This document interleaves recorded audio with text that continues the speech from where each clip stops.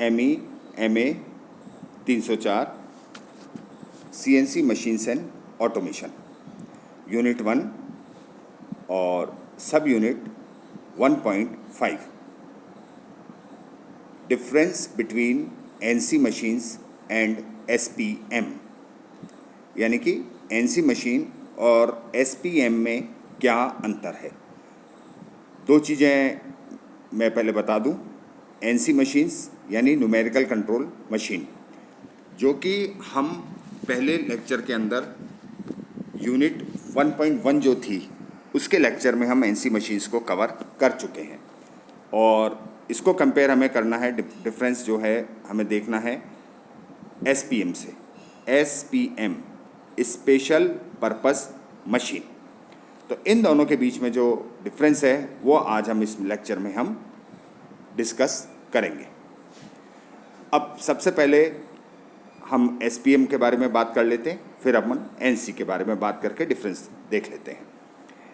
SPM क्या है, यानी स्पेशल पर्पस मशीन क्या है। देखिए, SPM is designed specifically for exact requirement of component to be processed और मशीन्ड, यानी कि स्पेशल पर्पस मशीन स्पेसिफिकली विशेष रूप से डिज़ाइन की जाती हैं कि जिस कंपोनेंट पे आपको जो कार्य करना है उसकी एग्जैक्ट मशीनिंग कौन सी होनी है, या उसकी रिक्वायरमेंट क्या है कंपोनेंट की, जिसको आपको मशीन करना है, किस तरह की मशीनिंग करनी है। मान लीजिए आपको गियर कटिंग करनी है, गियर ग्राइंडिंग करनी है, तो ये जो मशीन है इसके ऊपर आपको जो प्रोसेस के लिए बनाई गई है, आप केवल इस पे वही स्पेसिफिकली वही काम कर पाते हैं। इस पे SPM वो मशीन होती हैं जो कि किसी मैन्युफैक्चर के स्टैंडर्ड प्रोडक्ट नहीं होती, यानी जो इंडस्ट्रीज़ या जो मैन्युफैक्चर मशीन टूल बनाते हैं, मशीन टूल यानी लेथ, मिलिंग, ड्रिलिंग, शेपर बनाते हैं, उनका एक स्टैंडर्ड होता है कि मैं एक लेथ बना रहा हूँ, मेरी लेथ की ड्राइव ये है और ये इसकी बेड लेंथ इतनी है, इस पे लीड स्क्रू का अरेंजमेंट ये है, गियर अरेंजमेंट ये है, बेल्ट ड्राइव है, और वो कैटलॉग में उस चीज़ को शो कर देता है। SPM के साथ नहीं, ये बात नहीं होती। यानी कि SPM वो मशीनें होती हैं जो किसी मैन्युफैक्चर का स्टैंडर्ड प्रोडक्ट नहीं होती हैं, यानी उसके स्टैंडर्ड कैटलॉग में ये नहीं होती हैं। ये मैन्युफैक्चर के जो स्टैंडर्ड मैन्युफैक्चरिंग हो रही है मशीनों की, उसमें शामिल भी नहीं होती। इन्हें ग्राहक जो आप अपना जो कस्टमर है, उस इंडस्ट्री के पास जो ऑर्डर आया है, जहाँ से भी जो उसका कस्टमर है, उसकी जो विशिष्ट आवश्यकता है, उसकी विशिष्ट आवश्यकता के अनुसार इन्हें डिज़ाइन और टेलर मेड बनाया जाता है। मतलब मेरे कस्टमर ने, मैं मशीन टूल बना रहा हूँ, मेरे पास ऑर्डर आया कि साहब मुझे तो गियर कटिंग की मशीन चाहिए, और गियर कटिंग में भी मेरे को तो स्पर गियर कटिंग मशीन चाहिए, और मैं स्पेसिफिक हो गया, मैं उस पर हेलिकल और दूसरे तरह की गियर नहीं काटूंगा। तो अब मैं ये जो मशीन बनाने की चीज़ शुरू करूँगा, तो सब में पहले मैं केवल स्पर गियर काटने की स्पेशल मशीन टूल को डिज़ाइन करूँगा, और उसको उसी हिसाब से डिज़ाइन करके और मैन्युफैक्चर करूँगा, और ये टेलर मेड होगी। टेलर मेड का मतलब ये जिस काम के लिए बनाई गई है, ये केवल वो ही काम करेगी। मैंने अगर स्पर गियर कटिंग की स्पेशल मशीन बनाई है, तो इस मशीन पे केवल स्पर गियर ही बनेंगे, ये आप समझ लीजिए। इन्हें बीस्पोक मशीन भी कहते हैं, SPMs को। इनकी सहायता से गुणवत्ता में सुधार होता है, क्योंकि आपको सिर्फ एक ही काम करना है उस मशीन के ऊपर, एक ही तरह का प्रोसेस करना है। जर्नल लेथ मशीन की तरह काम नहीं करना है। अगर मैं इसको कंपेयर करूँ, लेथ के ऊपर आप टर्निंग भी कर रहे हैं, आप थ्रेडिंग भी कर रहे हैं, आप पार्टिंग भी कर रहे हैं। यहाँ स्पेशल पर्पस मशीन के साथ ऐसा कुछ नहीं होगा। अगर मैंने gear cutting special purpose machine बनाई है, तो उस पर केवल गियर ही कटेंगे, तो विशिष्टता के अनुसार ये डिज़ाइन की जाती हैं। तो इनकी सहायता से गुणवत्ता में सुधार होता है, रिजेक्शन कम होता है, और प्रति व्यक्ति उत्पादकता, प्रोडक्टिविटी बढ़ जाती है। दूसरा जो है it is use to manufacture special type of products.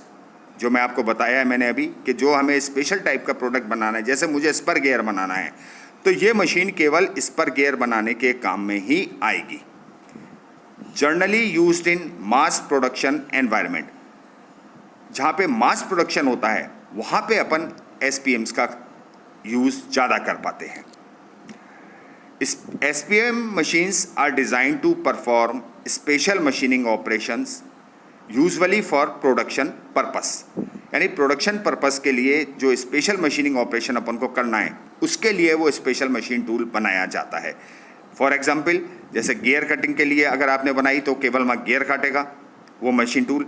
आपने गियर ग्राइंडिंग मशीन बनाई है SPM, तो वो वहाँ केवल गियर की ग्राइंडिंग होगी। अब वहाँ पे उस गियर नहीं कटेगा उसके ऊपर, वहाँ पे आप उस मशीन पे केवल गियर ग्राइंडिंग ही करेंगे। इसी तरह ब्रोचिंग मशीन है, लैपिंग एंड हॉर्निंग मशीन है या बोरिंग मशीन है, तो ये जिस पर्पस के लिए बनाई गई स्पेसिफिकली ये केवल वही कार्य या वही मशीनिंग ऑपरेशन ये मशीन करेगी। Automated production techniques are widely used in manufacturing industries for dealing with issues such as. देखिए, SPM या अपन ऑटोमेशन की तरफ जब जा रहे हैं, क्यों जा रहे हैं, क्या कारण है? एक, अगर आप लेबर ओरिएंटेड आपका वर्कशॉप है, ऑपरेटर बेस्ड वर्कशॉप है, तो जो कॉस्ट है लेबर की या ऑपरेटर की वो बहुत ज़्यादा होती है। तो जब हम SPM का यूज़ करते हैं तो हम लेबर की कॉस्ट को या ऑपरेटर की कॉस्ट को हम थोड़ा सा कम कर पाते हैं। दूसरा जो कारण होता है कि हम इस तरफ क्यों जा रहे हैं, फ़ायदा जो है वो है शॉर्टेज ऑफ स्किल्ड पीपल। आज मार्केट में स्किल्ड पीपल की कमी है, मांग ज़्यादा है, उपलब्धता स्किल्ड ऑपरेटर्स की या स्किल्ड पीपल की कमी है।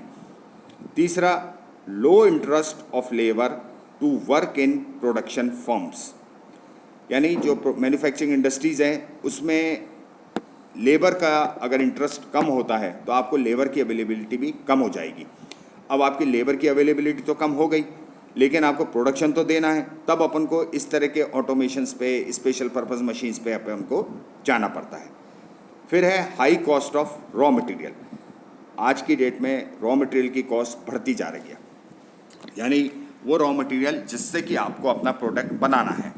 अब मैंने पिछले लेक्चर में भी बताया था कि अगर आपका पार्ट रिजेक्ट होता है तो उस पार्ट के ऊपर जो रॉ मटेरियल जितना भी लगा वो वेस्ट हो गया, आप उसकी कॉस्ट रिकवर नहीं कर पाएंगे। अल्टीमेटली वो आपको लॉस होगा या आपको घाटा देगा।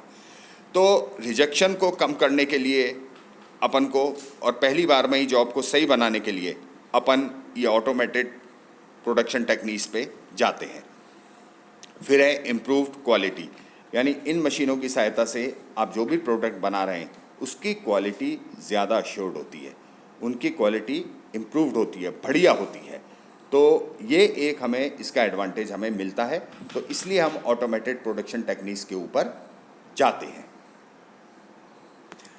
अब SPM के डिफरेंट लेआउट्स क्या है, यानी इंडस्ट्री के अंदर आप SPM मशीन को शॉप फ्लोर पे कैसे लगाते हैं, शॉप फ्लोर पे SPM कैसे लगी हुई होती है। तो generally there are 2 layouts for SPM, यानी स्पेशल पर्पस मशीन के लिए जनरली 2 तरह के लेआउट्स डिफाइंड होते हैं। पहला सिंगल स्टेशन और मल्टी स्टेशन। अब दोनों में फ़र्क क्या है? In single station the work piece is held in a fixed position where machining and sliding units are positioned around it मतलब वर्क पीस के, such that they can process the part from different direction। यानी कि इसमें single station में क्या होता है कि आपका जो जॉब है, जो वर्क पीस है, उसको आप एक जगह फिक्स पोजीशन करके माउंट कर देते हो और उसके चारों तरफ जो स्पेशल पर्पस मशीन है वो आ जाती है और वो डिफरेंट डायरेक्शन से, डिफरेंट तरीके से अपना अपना काम करती रहती हैं। यानी कि यहाँ पे वर्क पीस का आपके जॉब का मूवमेंट नहीं हुआ, वो एक जगह आपने पोजीशन कर दिया, लेकिन जो मशीन्स हैं वो उसके ऊपर डिफरेंट डायरेक्शन से काम करती हैं। वर्क पीस अपनी एक जगह फिक्स रहता है। दूसरी तरह का होता है multi station. In case of multiple machining units, they may process the part simultaneously or in a sequence depending upon the geometry of the workpiece and machining feature. अब मल्टी स्टेशन में क्या होता है कि लाइन से आपकी special purpose machine लगी हैं या एक गोलाई में लगी हैं, और जॉब जो है वो एक जगह काम होने के बाद दूसरी मशीन के ऊपर चला जाता है। यानी यहाँ पे जॉब का भी मूवमेंट होता रहता है। फर्स्ट कंडीशन में जॉब एक जगह फिक्स था सिंगल स्टेशन पे।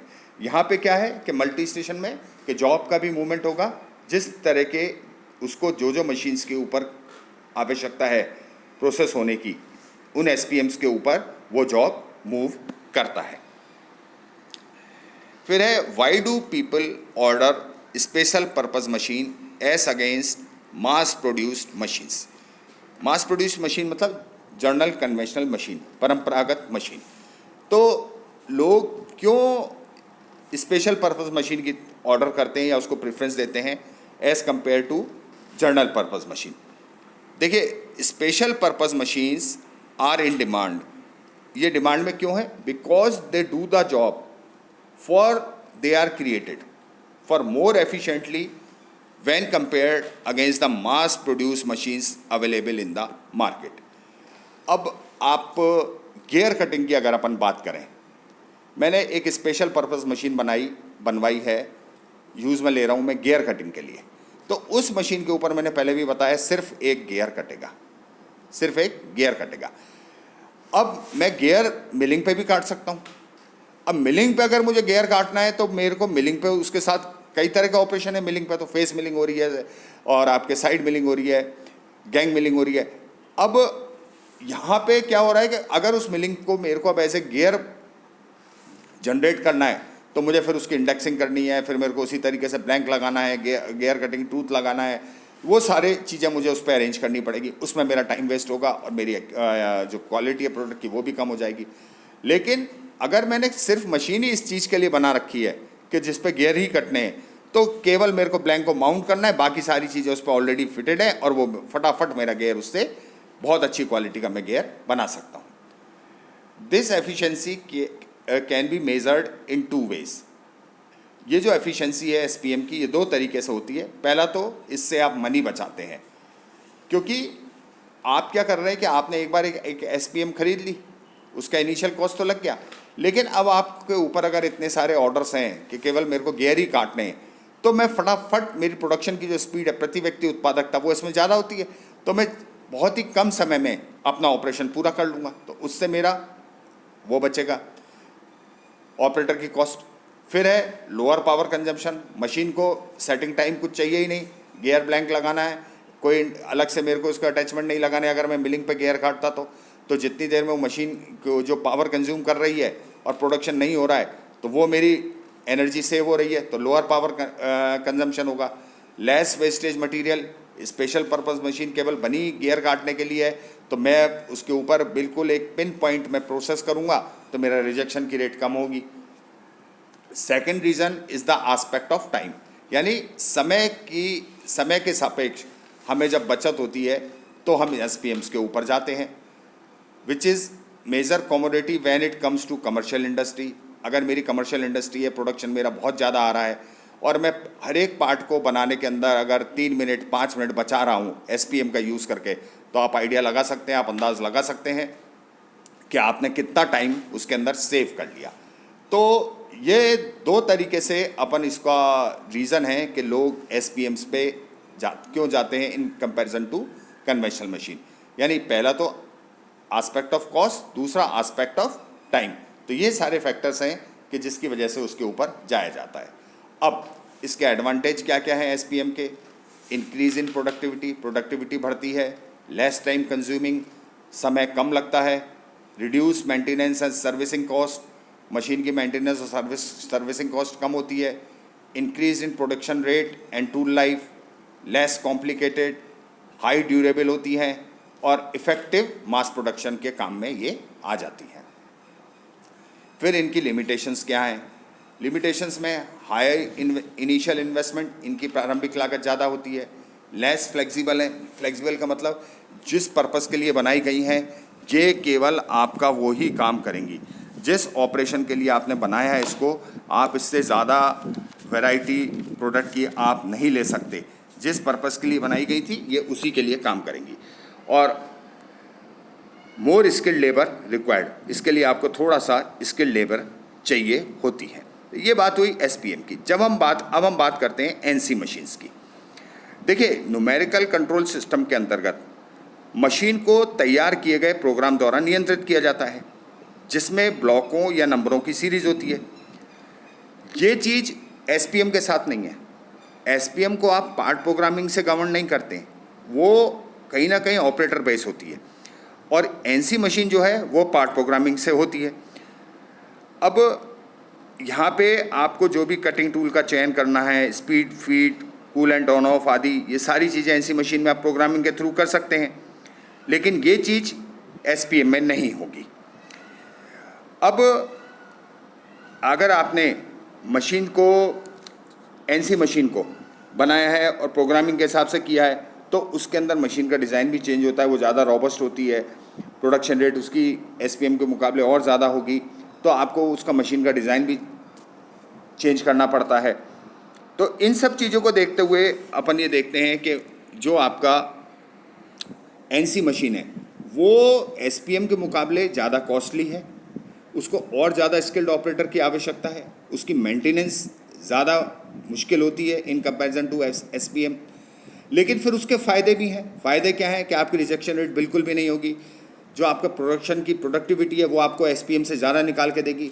एसपीएम आपकी इतनी वर्सटाइल नहीं है, मतलब वो जिस पर्पज़ के लिए बनी है वही काम कर रही है, लेकिन उस एनसी मशीन पे आप वैरायटी ऑफ जॉब्स कर सकते हैं उसी प्रोडक्टिविटी को रखते हुए।